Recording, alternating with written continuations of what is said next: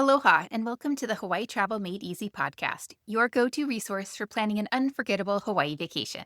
I'm Marcie, a mom of two and a Hawaii travel expert. If you're new here, I've been to Hawaii more than 40 times, and today we're diving into the Big Island, Hawaii Island.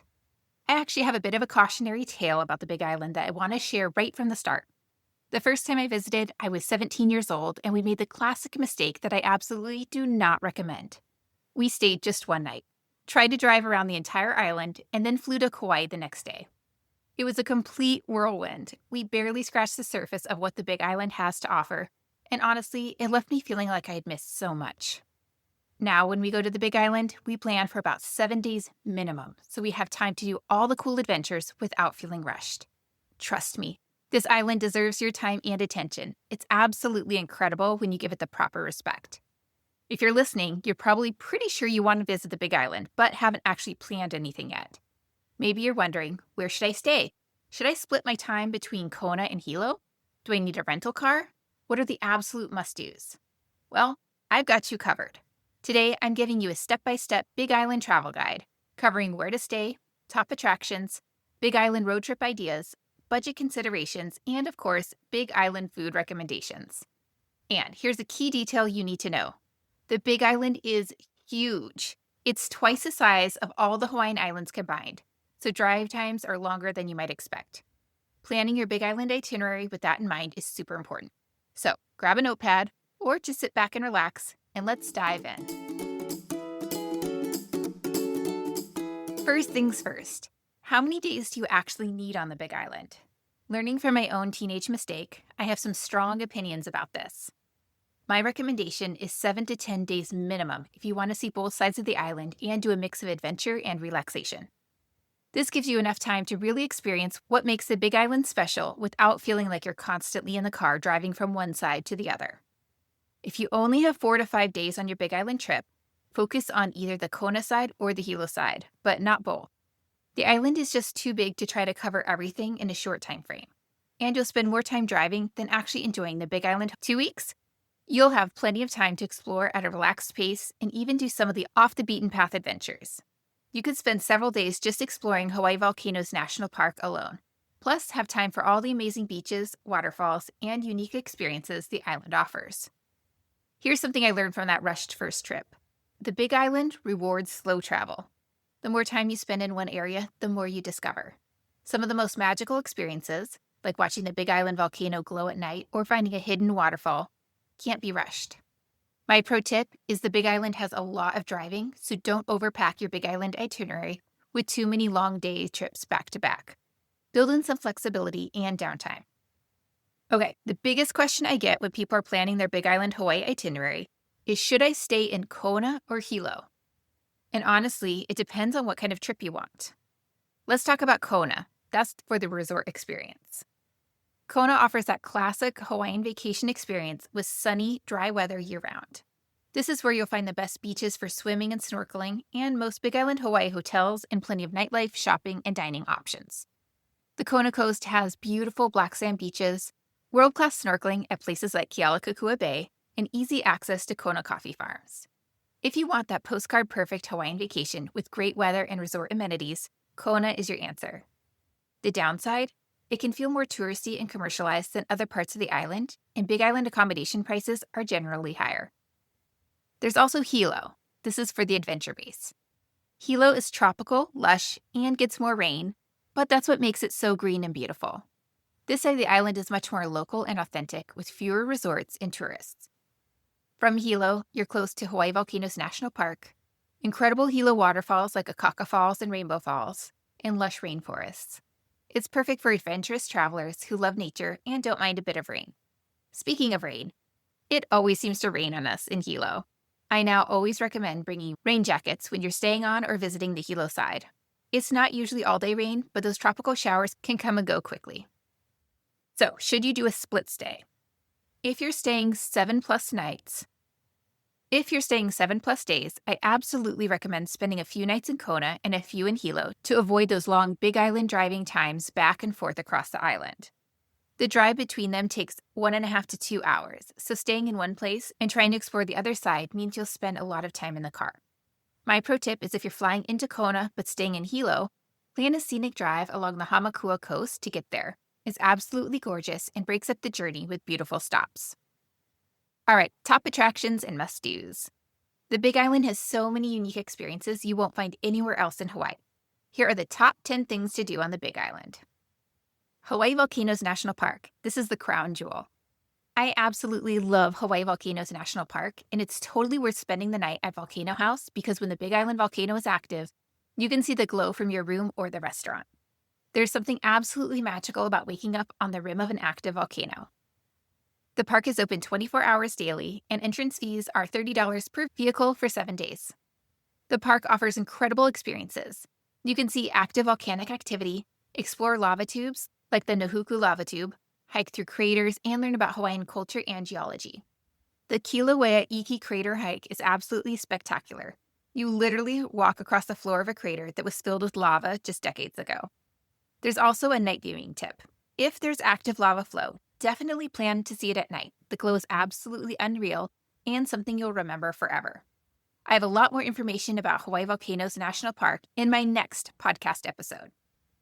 Mauna Kea Summit and Stargazing. Mauna Kea stargazing offers one of the best stargazing experiences in the world. At nearly 14,000 feet above sea level, you're literally above most of the Earth's atmosphere, which creates incredibly clear views of the night sky. You can drive to the visitor center at 9,200 feet in any vehicle, but you need a four-wheel drive to go beyond that to the Mauna Kea summit. Most Big Island car rental companies don't allow their vehicles on the summit road, so guided tours are often the best option. Tour prices range from about $150 to $250 per person and typically include warm parkas, it gets really cold up there, telescopes, and often dinner. Companies like Mauna Kea Summit Adventures, Hawaii Forest and Trail, and others offer excellent experiences. The free stargazing program at the Mauna Kea Visitor Center is now a monthly event with required reservations. It's a great budget option if you can snag a spot.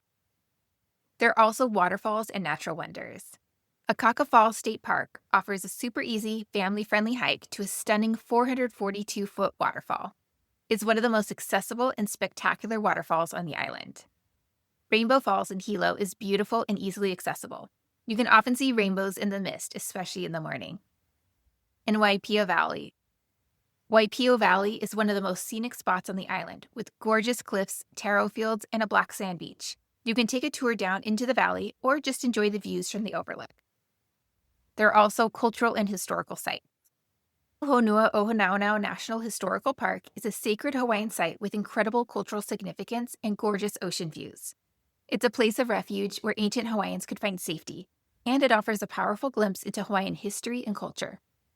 Kealakekua Bay is not only great for snorkeling, but also historically significant as a place where Captain Cook first landed in Hawaii. There are also adventure activities.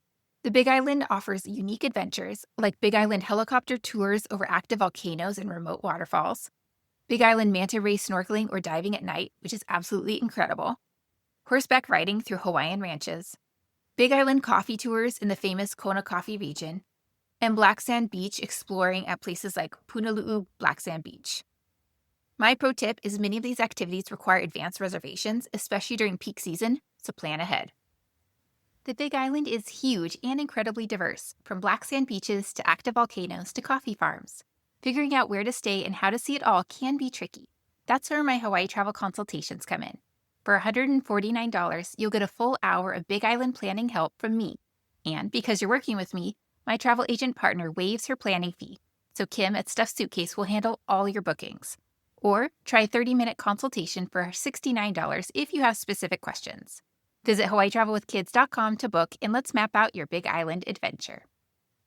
Okay, do you need a rental car on the Big Island? This one is easy. Yes, you absolutely need a Big Island car rental. Here's why it's essential. Public transportation is very limited, and ride shares aren't reliable, especially in rural areas. The Big Island driving times are long. For example, from Kona to Hilo, it's 1.5 to 2 hours. From Kona to Hawaii Volcanoes National Park is at least 2 hours, and Hilo to Mauna Kea is 1.5 hours. The best attractions are spread out across this massive island. Many scenic drives and remote locations may require your own transportation. So here's an important booking tip. You're going to want to book your Big Island car rental early, especially during peak season. Big Island rental cars can sell out completely and prices can skyrocket when inventory is low. You'll also want to gas up before long drives. Gas stations can be sparse in some remote areas, so always start with a full tank when heading to places like Hawaii Volcanoes National Park or up to Mauna. Okay, budget and money. Let's talk real numbers. The Big Island can definitely be expensive, but there are ways to manage costs smartly. Let me give you an accommodation reality check. Kona resorts can easily run $300 to $600 or more per night, especially oceanfront properties. Hilo accommodations are generally more affordable, with options ranging from $100 to $250 per night. Volcano House, if you want that special experience I mentioned, runs about $200 to $400 per night, but the location is unbeatable if the volcano is active. Big Island vacation rentals can offer good value, especially for longer stays, ranging from $150 to $400 per night, depending on location and amenities. Here are some activity costs. Hawaii Volcanoes National Park, it's $30 per vehicle for a 7-day pass. Mauna Kea stargazing tours are about $150 to $250 per person. Big Island helicopter tours run about $200 to $500 per person. Manta ray night snorkeling is about $100 to $150 per person. Coffee farm tours are $200 to $50 per person. And luau's can range from $100 to $250 per adult. Now let's talk food budget strategies. Resort restaurants are incredibly expensive, easily $30 or more for breakfast, $60 or more for dinner per person. But the Big Island has amazing Big Island food options. Local plate lunch spots offer huge portions for $12 to $15. Food trucks serve excellent meals for $10 to $15. Farmers markets, especially the Hilo Farmers Market, offers fresh, affordable produce and local treats. Coffee farms often offer free tastings, and buying coffee directly from farms costs way less than resort shops. So here are some money-saving tips, or things to do on the Big Island for free. You're going to want to pack snacks and water for long drives and remote adventures. Some areas have no food options for miles. You're going to want to visit farmers markets for fresh, affordable breakfast and lunch options. Take advantage of things to do on the Big Island for free, like beach days, Big Island hiking trails, and scenic drives. And consider Big Island vacation rentals with kitchens for longer stays. All right, what are the best day trips and adventures? Well, there's the Hamakua Coast Road Trip. This scenic Big Island road trip from Hilo towards Waimea offers incredible waterfalls, small towns, and scenic viewpoints. Stop at Akaka Falls, explore the charming town of Honoka'a, and enjoy some of the most beautiful coastline views on the island. There's also South Point and Green Sand Beach. Visit the southernmost point in the United States. From there, you can hike to Papakolea Beach, one of the world's few green sand beaches. The hike is about 2 to 3 miles each way across lava rock, so bring plenty of water and sun protection. Waipio Valley Adventure. This dramatic valley offers gorgeous cliffs, taro fields, and one of the most scenic spots on the island. You can view it from the overlook or take a guided tour down into the valley itself. And Kona Coffee Exploration. The Kona Coffee region offers beautiful drives through coffee farms, tastings, and the chance to learn about one of Hawaii's most famous agricultural products. My pro tip is to pack snacks and water, because some of these spots are remote with no food options nearby. All right, where to eat? What are some local favorites? On the Kona side, there's the Poke Shack, which serves amazing fresh poke bowls, some of the best on the island. There's also Ulu Ocean Grill, which offers upscale farm-to-table dining with incredible ocean views, perfect for a special occasion. And Kona coffee farms throughout the region offer tastings and the chance to buy coffee directly from the source. Hilo side gems.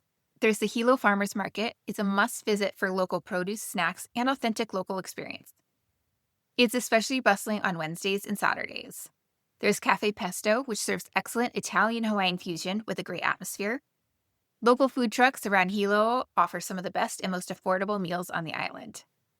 For island-wide experiences, Hawaiian plate lunch spots throughout the island serve traditional local foods like kalua pork, laulau, and lofu moko. Malasada shops offer these Portuguese-style donuts that have become a Hawaiian staple. Farmers markets on both sides of the island offer fresh tropical fruits you might never have tried before. My pro tip is to try Kona coffee in Kona. There are tons of coffee farms where you can do tastings and learn about the growing process. The coffee tastes completely different when it's fresh from the source. All right, so what are some common mistakes to avoid? let me save you from some mistakes I've learned through my many visits to the Big Island. Mistake number 1, trying to see everything in a short time frame. Learn from my teenage mistake. Don't try to drive around the entire island in 1 or 2 days. It's just too big. Mistake number 2, underestimating Big Island driving times. The Big Island is huge and roads can be winding and slow. Always build extra time for travel. Mistake number 3, not booking accommodations on both sides if staying 7 or more days. Those 2 or more hour drives between Kona and Hilo can get old fast. Mistake number 4, not checking volcanic activity before visiting. While the park is always worth visiting, checking current eruption status helps you plan the best viewing opportunities. Mistake number 5, not bringing rain gear for the Hilo side. Trust me on this, it always rains on us in Hilo. Pack a light rain jacket. Mistake number 6, not dressing warmly for Mauna Kea. Even tours provide parkas, but it can get down to freezing. Bring layers, closed-toed shoes, and warm accessories. Mistake number 7, forgetting sun protection for high-altitude activities. The sun is much stronger at elevation. Mistake number 8, not bringing enough food and snacks for remote adventures. Places like Green Sand Beach and some waterfall hikes are remote with no services. Mistake number 9, not checking your rental car agreement before driving to Mauna Kea Summit. Most companies prohibit this, and violations can result in hefty fines. Mistake number 10, getting too close to active volcanic areas. Always follow park rangers' guidance and stay in designated viewing areas. Mistake number 11, not respecting sacred Hawaiian sites. Places like Mauna Kea and various heiau are culturally significant. Be respectful and follow all guidelines. Mistake number 12, taking lava rocks as souvenirs. Besides being illegal in the national park, it's also considered bad luck in Hawaiian culture. Just don't do it. And mistake number 13, not supporting local businesses. The Big Island has amazing local restaurants, coffee farms, and shops that offer much more authentic experiences than resort options. Okay, now let's talk about getting around the island.